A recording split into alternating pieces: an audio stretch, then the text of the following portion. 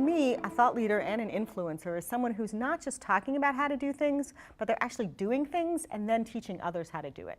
So for me, entrepreneurs are wonderful potential thought leaders because they've already figured out how to solve a problem and then they're sharing that solution with others. But if you're an executive or you're a social entrepreneur, whatever it might be, it's figuring out how to codify, develop a how-to guide or a framework, a methodology, something that you can then turn over as your intellectual property and spread it into the world.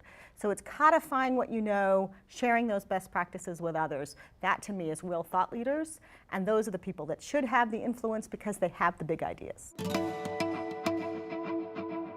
Thought leadership is the very best career insurance around.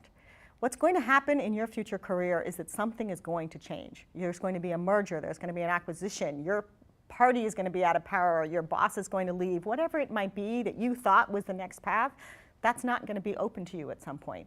Thought leadership actually allows others to find you and to provide you the next opportunity. It allows you to land on your feet and actually allows you to know the right people to connect with so that you can make that next opportunity happen.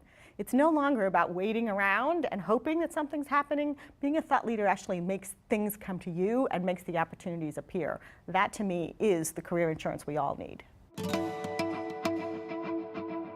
What I would start with, for example, is literally hosting a brown bag lunch at your company. What is it you know more about than anybody else? Could you host a small training for just a small team of people? Is there some sort of a community event where your knowledge and information that you might know that somebody else might not know might be of value? Is there some sort of a small group of people that you can bring together and start testing your ideas? What people don't realize that speakers don't suddenly come up with their brilliant ideas the first day they get on a giant stage. They test them over and over again with lots of people. So you want to play the small venues. The second thing is you want to actually figure out what is it you actually know that other people don't know.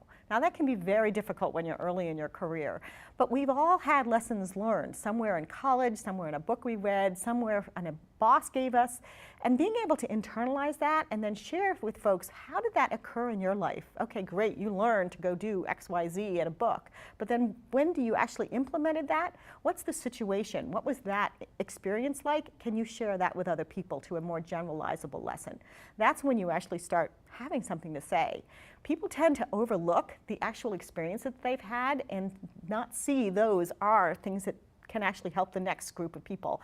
There is always someone younger than you or someone who's never done what you've done before that you can help along, and that gives you the confidence to keep doing it for bigger and bigger audiences.